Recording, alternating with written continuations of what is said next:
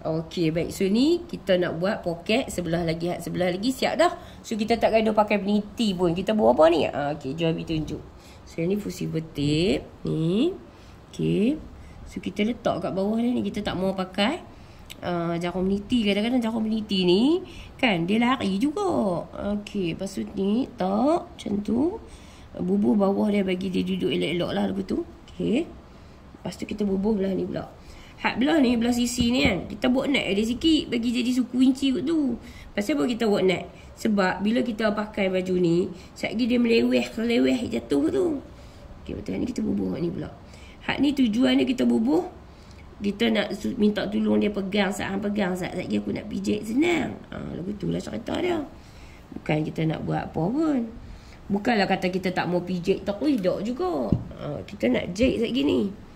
Tapi tujuan kita bubuh dia tu sebab kita nak memudahkan kerja. Tengok tu. Dia terkeluar sikit.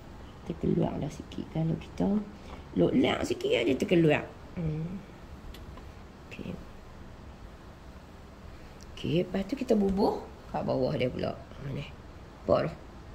Bubuh kat bawah dia ni. Tahu ke tu? Bubuh bagi dia masuk ke dalam semua terus.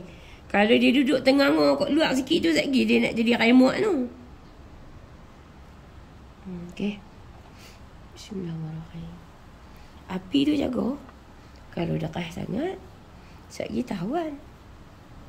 Lagu tu. Oh, selok pun tak mau dah. Okey. Okey dah. Siap. Macam tu je. Okey, jom.